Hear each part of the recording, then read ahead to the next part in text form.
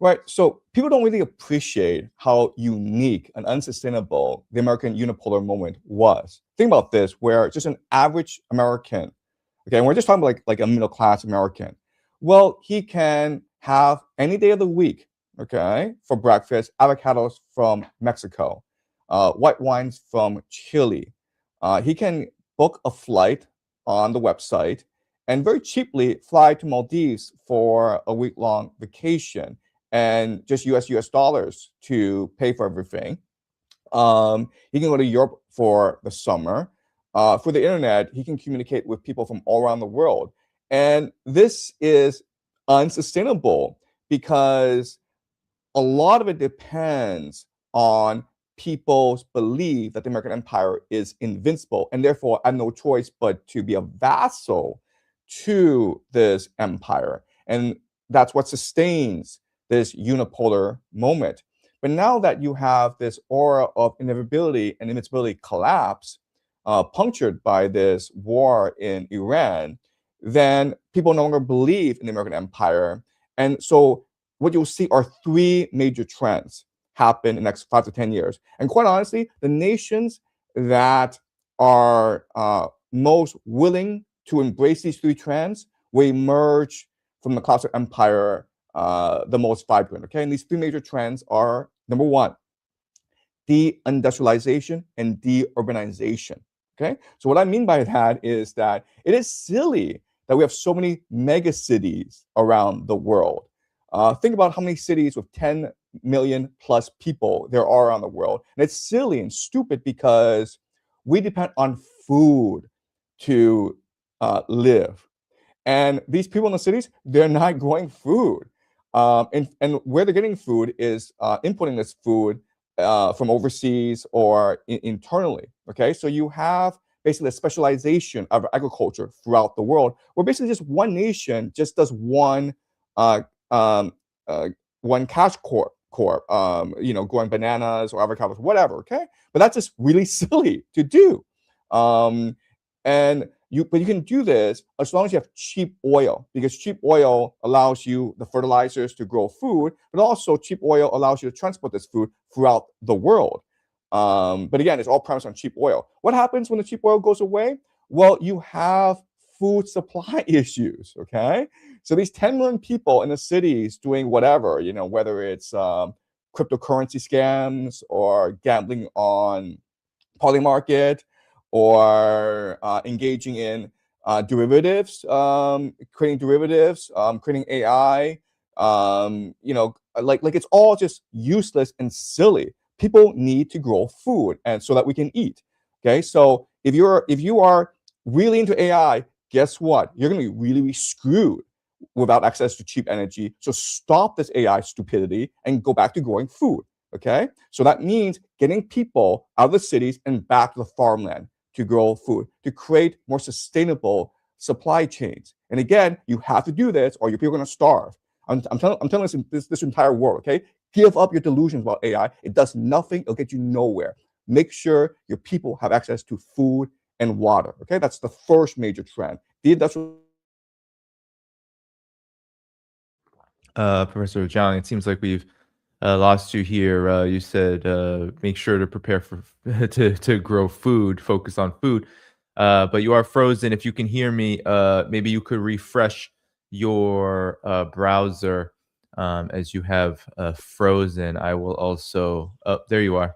All Okay, right, yeah, sorry. you're back. Yeah. Yeah. So I mean, I have a basic point, which is like de-industrialization and urbanization require cheap energy. And once you lose access to cheap energy, you have to worry about having sustainable food supply networks. And that means you have to move people back to the countryside to grow food in order to feed your population. Okay, that has to be done. Okay, that's my first point. My second the second trend that's very important is the idea of remilitarization, meaning that in the future, people are going to fight over resources. And so you need to remilitarize your population. And what this means ultimately is the return of nationalism. And in some cases, actually the return of fascism. Because how you galvanize your population, how you convince them to sacrifice their lives for the greater good is through nationalism. There are some other nations that will become theocracies, the embrace of religious faith, okay? But like the idea of this, like this multicultural, multicultural, global diversity, DEI, all this nonsense, it has to go away. Just throw it out, okay? No more diversity, no more multiculturalism. Just focus on who we are as a people and the need for us to be cohesive in order to defend our nation. Okay, so remilitarization, the return of nationalism. And the third major trend is the breaking up of the global economy and the creation of mercantile trade networks. Okay, and that could be cooperation among certain nations, and that's what we should see in Europe, where Europe becomes its own trading bloc and no longer engages with the rest of the world. But it can also mean that a certain nation becomes dominant in a region and imposes its will in that region. So I see Israel achieving something called the Greater Israel Project and being able to control trade throughout the Mediterranean, the Middle East, and Africa. In East Asia, there'd be competition between South Korea, North Korea, Vietnam, Japan, and China for resources. And they need to create their own independent supply chains, especially Japan. Japan is in this sort of scenario the most disadvantaged because they don't have enough resources to fuel their advanced manufacturing economy. And so we could see a very aggressive remilitarized Japan over the next few months. In fact, Prime Minister Takaichi has voiced tremendous support for this Israel-U.S. war against Iran, and she's promised to send missiles and munitions in defense, over to the Middle East to support this war. Okay, so these are the three major trends that we should see over the next few months. Nations adopting more de-industrialized policies, nations embracing nationalism, and then also nations trying to create their own independent supply chains.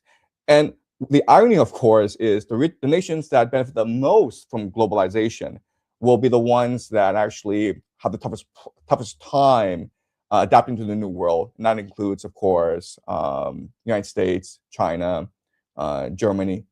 Yeah. I wanted to ask you, Professor Jiang, about you made a comment about Greater Israel and the attempt to achieve it. Where do you see that now, given that Iran doesn't seem like it's on the verge of collapse? It seems like its government is very much intact, and now even the collective West is admitting this. And I think Europe is on the phone with Iran right now, trying to get a deal to move their cargo and their commercial vessels through the Strait of Hormuz.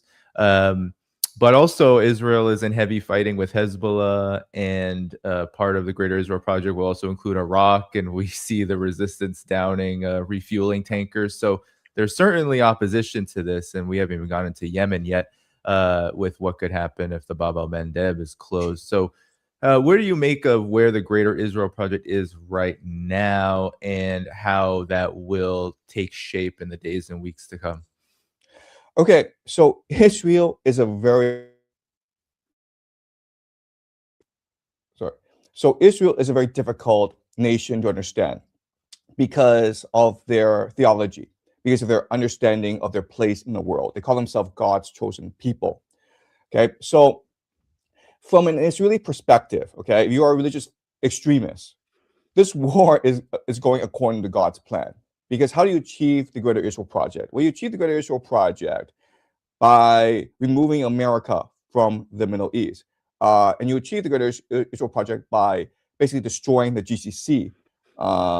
And ultimately, to achieve the Greater Israel Project, you'll eventually have to go after Turkey and Egypt as well. Because around the Greater Israel, if you see a map, it actually extends from the Nile to the Euphrates. Iran is actually not part of Greater Israel. Okay, so in other words, these religious extremists want this war in the Middle East in order to move forward, to accelerate the Greater Israel Project, which they believe is what God promised them through their ancestor Abraham. Okay, so in other words, from an Israeli perspective, your real objectives in this war is not to defeat Iran. Okay, you want to weaken Iran, but it's not really feasible for you as a small nation to defeat Iran. Okay, so what are your real military objectives that you can actually say? Well, first of all, it's to destroy the American empire and force Americans out of the Middle East. It's to destroy Saudi Arabia because actually part of Saudi Arabia is a part of the Greater Israel Project, and to drag Turkey into this war because the south of Anatolia, Turkey, is actually part of the Greater Israel Project as well. So that's what you want to do. And if this war drags on, and the American sends in ground troops, then you're actually accelerating God's plan. Also, what people don't recognize is that this destruction in Israel, these religious extremists think that it is the will of God. Okay, so where are the Iranians striking? Tel Aviv. Where are they not striking really? Jerusalem. There's a huge difference between Tel Aviv and Jerusalem. People don't really appreciate. Oh, sorry. Sorry. Right? That was a People mistake. don't really appreciate the political dynamic in Tel Aviv. Jerusalem and people don't really appreciate the political dynamic in Israel. Tel Aviv and Jerusalem are two opposing centers of gravity in Israel. Tel Aviv is the Western looking, the open, the cosmopolitan, the secular, democratic version or face of Israel. Jerusalem is the inward looking, the religious, theocratic, a conservative face of Israel. And guess what? They hate each other. And if Tel Aviv were to be destroyed, okay, meaning like the open, cosmopolitan, democratic secular Israel would be destroyed in this war, good, because that is God's will. God doesn't want these, open Western Jews in Israel. He wants them to repent.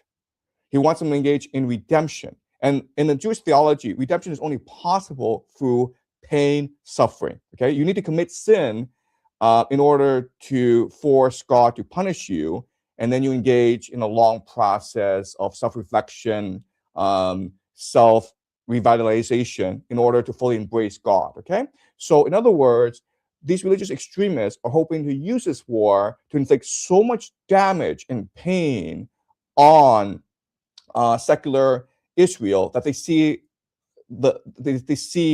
the error of their ways and they embrace God fully. And if you don't do so, well, then go away, go back to Europe, go back to America. Who cares? Okay, but Israel, they want Israel to become a theocracy because of this war. So I know it's hard to understand because most of us are not religious, and when we hear this, we think it's all insane. But unfortunately, right now, the religious fanatics have control over the national security apparatus, the military of Israel, and they want to use this war in order to bring the Jewish people closer to God. And they believe that by doing so, this will accelerate the coming of the Messiah and usher in the Messianic age. So from their perspective, it's all going according to plan. And they have some surprises in store for the world. For example, the Al-Aqsa Mosque, which I think may be destroyed in this war. Well, also, Professor Jiang, the U.S. military has been infected by this kind of religious extremism.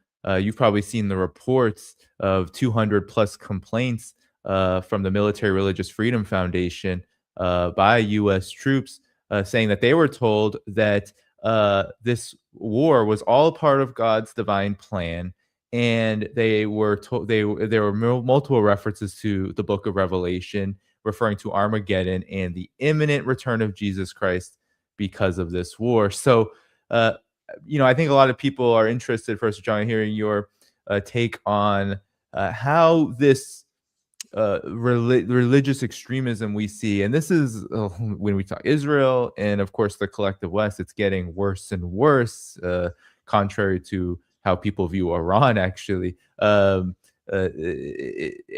I'm wondering how you see that affecting not just this war, but also the world as these changes, the end of unipolar dominance by the United States, really becomes much more apparent from this war, and of course, in the coming days and weeks. Right. So I've always argued that this war is eschatological, okay? Meaning you can't really explain this war from a purely geopolitical lens. Yes, I do know that I spent the early part of this discussion talking about why empire needs to engage in war. But there are alternatives to what they're doing, okay? So the first alternative is just become friends with Iran, remove the sanctions, return to the nuclear deal, the Obama era nuclear deal, and engage in trade with Iran. And look, the Iranians are pragmatic people. They would welcome American investment. They would welcome the opportunity to sell their oil to America. Okay, that's your first option. But if you don't want to do that option, then you can also choose a strategy of economic strangulation, meaning that you basically embargo Iran. Iran sells most of its oil to China, and that's a shadow fleet. Well, you can embargo Iran because if you look at the map, there are American military bases everywhere, right? So you have options. The worst thing you can do is actually go and attack Iran, because then you find yourself in this sort of situation where now you're losing the war and you're forced to send in ground troops if you are to win this war. And we've already discussed why that would be suicidal, both militarily, economically, and politically. So then the question then is, why did they pick the worst option? And it's eschatological, where there are people in the United States, and these are secret societies, and these are different secret societies who believe this. But they believe that a war in the Middle East, once it started, it will create a chain of events that will lead eventually to the end of the world, the end times. And for different secret societies, this could mean different things. Okay, so for the Freemasons, it would mean the creation of Pax Judaica, a one world government, and the coming of an AI surveillance state, where Jerusalem is the center of the world. Okay, then you have these messianic Jews, called the Shabbat Lubavitch movement, and there are others as well. Okay, but the most famous, who believe that this war will initiate something called the War of Gog and Magog, which is really the final battle of humanity, where the world basically attacks Israel, and this will force the coming of their Messiah, the intervention of God, basically, and the coming of the Messianic age, where God will live with His people, the Jews, and then the Christian Zionists, who believe that this war will initiate the War of Gog and Magog, and then Jesus will return to save Israel from its enemies. And then all Christians who believe in Jesus will be raptured up into heaven before Jesus ushers in the millennium, the Messianic age, and then you have the final day of judgment. Okay, so I understand this is sort of like bonkers, but I mean, most people in this world happen to be religious. Christian Zionism is about a quarter of the population of America. You have this movement called Christians United for Israel, 7 million members, and their only 7 million members, their only goal is to ensure that American politicians help bring about the end of days. And these are the people who actually are funding these West Bank settlements, which are clearly against international law, right? So you have all these Israeli settlers in the West Bank who don't actually work, and they have like large families. It's all being funded by Christians United for Israel and other Christian Zionists. So this plan has been in motion for decades. I would argue even for centuries. Okay, so they want to usher in the end of days, and so there are certain things that will happen that will surprise people, and it makes absolutely no sense. But it's all according to their theology, their eschatology. Okay, so what will happen eventually is the Al-Aqsa Mosque will be destroyed. And in fact, there's been discussions on social media how this will happen. Basically, the idea is, okay, for the past few years, they've been conducting archaeological digs under the Al-Aqsa Mosque, which is the third holiest site in Islam, by the way. And so the foundations of the Al-Aqsa Mosque are very unstable. And so basically, if an Iranian missile goes astray, and we won't actually know if it's an Iranian missile, but of course we blame on the Iranians.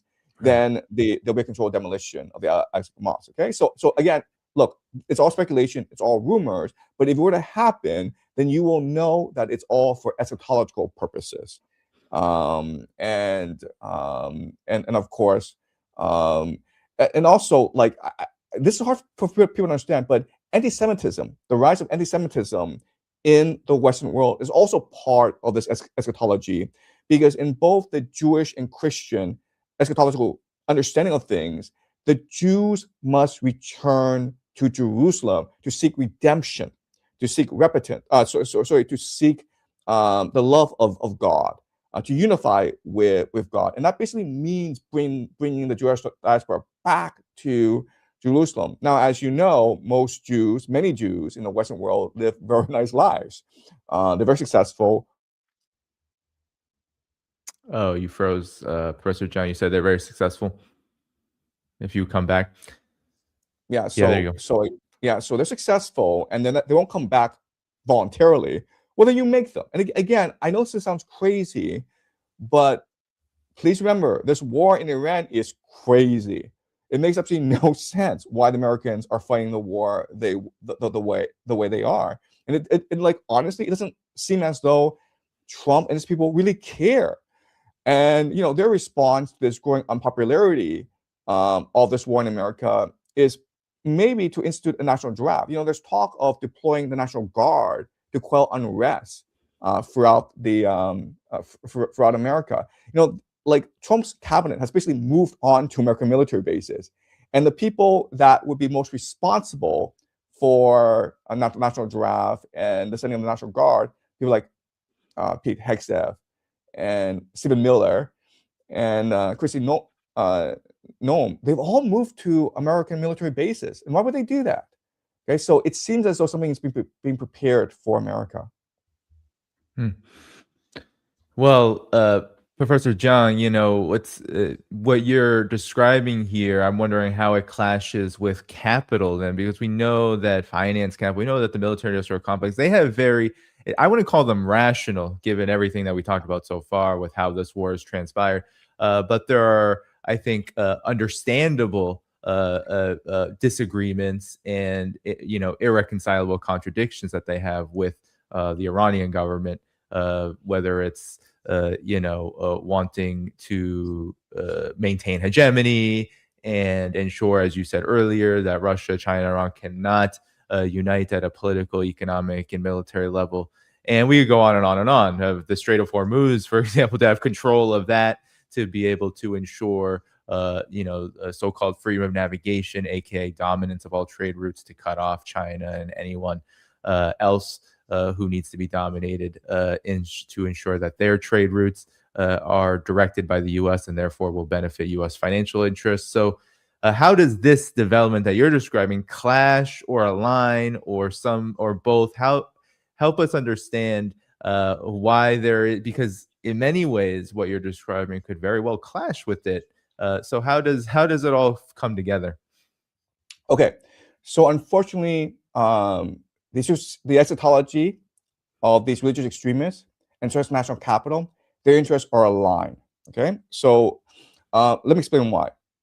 So this eschatology comes from these occultists who spent their entire lives reading the Bible and trying to interpret divine providence and divine intention in the Bible. Okay, so they feel as though this Bible is actually the words of God, and God has laid out this plan in the Bible. So if we're able to interpret this code properly, then we have an understanding of God's plan, and therefore we can enact it in our world to accelerate the return of God to our world.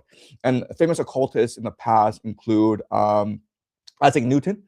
People don't appreciate that he spent most of his life actually studying the Bible, and him creating the laws of physics was actually just a function or a side function of his intense study of the Bible, because he's trying to understand the mind of God. Okay, another very famous occultist is Sabtai Zevi, a modern day occultist that just recently passed away, but who's extremely influential, is named Rabbi Sneerson, who was the global leader of something called the Shabbat Lubavitch movement. Okay, so we don't actually need to know these people. We just know that there are these people in the shadows who are planning all this. Okay.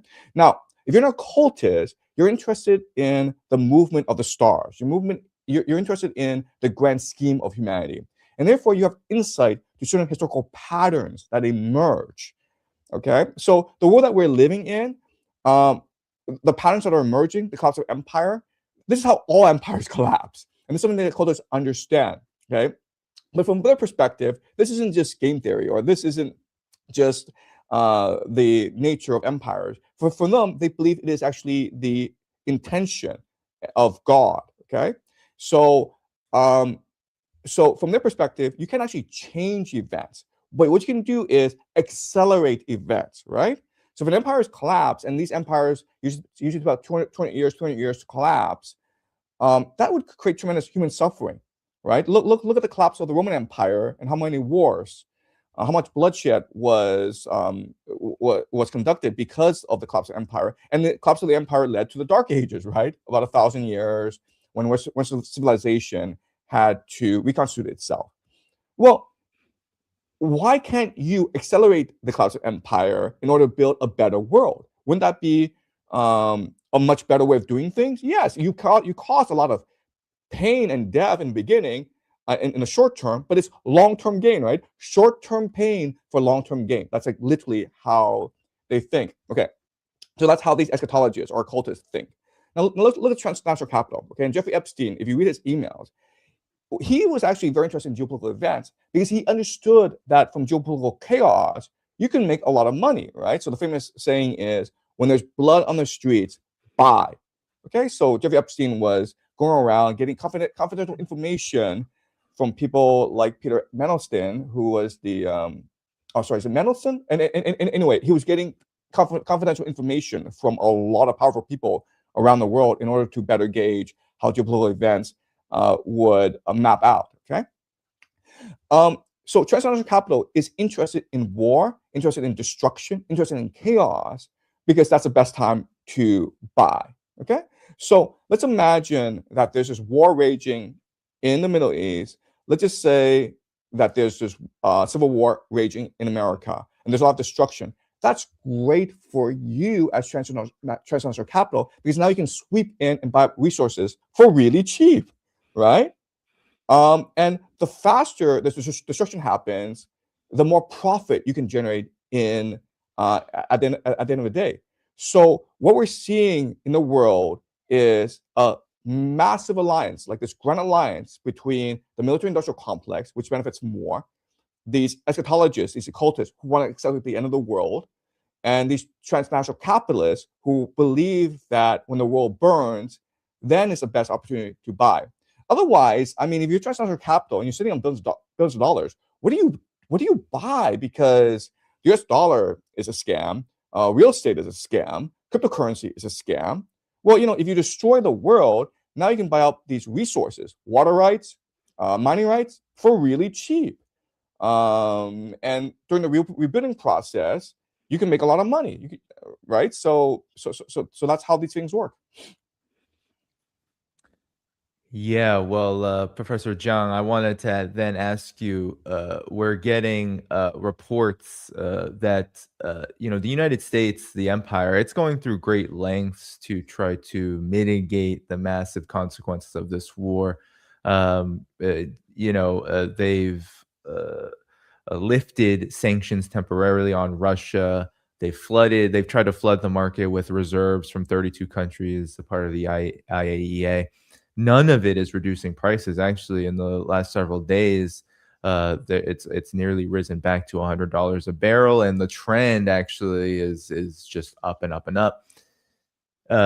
Reports are that this energy crisis, is worse than the 1970s crisis already by a factor of 2, and it's just started. What happens, Professor John, when Iran saying that our oil will be going to $200 a barrel? What happens then when it does? Because everything that we talked about up until this point, including what you just said, will play a factor in this, I assume.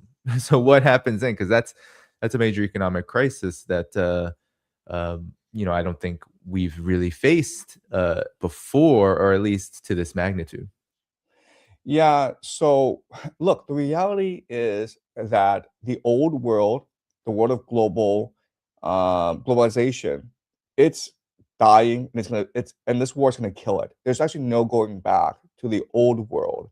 And when we're heading towards a new world of chaos, instability, resource scarcity, which is really how humans have lived most of their lives. So if you just go back to 1930s, and look at what happened in the 1930s. Well, probably the same thing will happen in our world over the next few years. So in the short term, what governments are going to do is they're going to try to compensate for the lack of access to cheap energy. And basically, so in Southeast Asia, we're seeing work from home. We're seeing the implementation of 4-day work weeks. Eventually, they'll move to lockdowns, very similar to COVID as well. Because the reality is that without cheap energy, it's impossible for the modern nation state to sustain the populations that they have, right? You can't feed tens of millions of people based on food imports and cheap energy. So these nations are going to struggle, and you will see lockdowns, you will see food rationing throughout the world. They have absolutely no choice in the matter. These airlines are going to have to close down. People cannot fly around the world whenever they want anymore. It's too expensive, and it's too pointless to do so. So prices will skyrocket, especially for plane fares, especially for meat. And so that's a short term. In the midterm, you will see conflicts throughout the world. So this could include civil unrest. This could include political revolutions. Because remember, these governments around the world, most of them are not democratic, and most of them are extremely unpopular. And most of them are actually sustained by the power of American empire, especially in the Islamic world, especially in South America. And so once American empire fades, and American empire is not able to provide a material lifestyle, then the population is going to revolt, and you will see the rise primarily of like right wing nationalist movements, and we're already seeing that in Europe. Um, and that's just going to be a natural trend. In the long term, you will see massive remilitarization and a massive restructuring of society. Okay, so one thing that these nations need to resolve is the aging crisis, especially in Europe, especially in Southeast Asia, South Korea, Japan. Whichever nation is able to resolve the aging crisis as soon as possible will come out of the coming chaos the most vibrant nation. And I think that there's one nation in the world that I think actually has a solution to the aging crisis, and that's Japan. Why? Because the aging crisis in Japan is the most salient. It could destroy the economy. And so, what I think will happen is that Japan will institute a national euthanasia program. So, if you're over 80, you will volunteer to, you know, yeah. But I'm sorry, this is hard. Okay, but I mean, like the world that we're going into, we have to really plan ahead and imagine the darkest possibilities. So yeah, it's not a pretty picture. Hmm. Yeah, what's so interesting, I was just looking at the rankings. Two of the biggest countries, I guess we could count Guyana as food self-sufficient. It's on the rankings internationally, but China and Vietnam are 2 and 3. And the rest of the countries you can see very low. US, Western countries, very, very, very low. So in the hardest of times, it'll be very difficult for the collective West to be able to sustain itself. And I think that's why we see too, Professor Jung, is in the collective West, the US, this kind of extremism that you say complements so well the warmongering, the desperate attempts to basically blow up the world are so salient, because I do think that um, there is this real urge from those who control Washington. Some people call them the Epstein class, to ensure that that they are covered, that their behinds are covered as things continue to spiral for the system that they control. So, Professor Jiang, any final comments? Anything you want to say about the about the Iran situation, the global situation as it relates to it, that we might not have said so far? Right. So the Western nations, Europe, North America, are the ones who will suffer the most in this age of tribulation.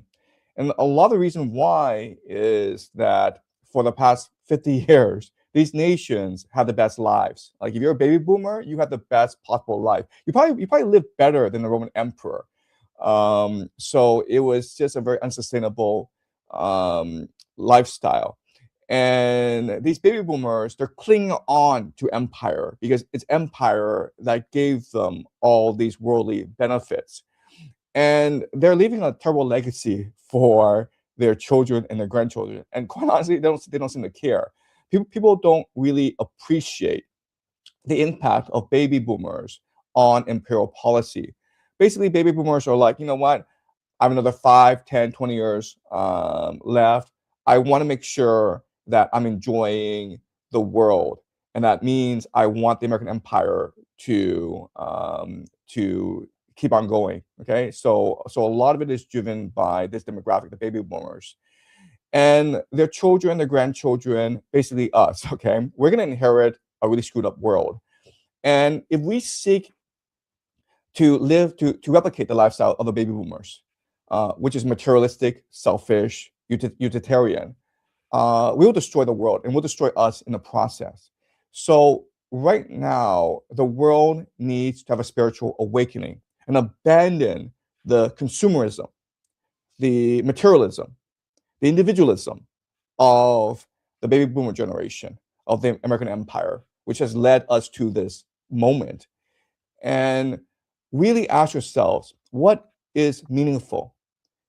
What gives us pleasure? What makes us happy? And the answer, of course, is family and community and purpose. So in this age of tribulation, those who are most able to survive it are those who commit themselves to the betterment of humanity, basically by helping your neighbors, by being an open, generous, and kind person. You don't have to take a cruise vacation every summer. You don't have to vacation in the Maldives. You don't have to have avocado every single day. But what you do need, what you really want, is to love your children and to teach your children to be kind, open, and generous people. What really gives you happiness and joy is to help your neighbor in need, to see others in need and contribute your life altruistically to their improvement. So this is a turning point in humanity, and those that cling on to the materialistic, selfish, individualistic life will be the first to um, fall into depression, and those who are incapable of a spiritual awakening will thrive in this new world. Hmm. Yeah, yeah. Well, Professor Jiang, it was great to have you back on the show. We'll have to do it again soon as things transpire. We'll head out of here together. I want to thank everybody who watched today and who gave a super chat or became members. I can pull those up really quickly as I tell you that I have both Professor Jiang's Substack and his YouTube channel in the video description below, so you can check those out when we are done here. I also have all the places to support this channel as well, from the Substack, Patreon, and much more. So, everybody, thanks so much for joining me. Sorry we couldn't get to questions. We are short on time. I really appreciate all of you for all your support in this time and for, of course, spreading the message far and wide, which can be done by hitting the like button. That will keep this show going. Without further ado, everyone, have a good rest of your weekend, and we will continue with the updates on this war. All right, take care. Thank you again, Professor Jiang. Anything you want to say to the audience as we head out of here? No, thanks for watching. All right, bye bye.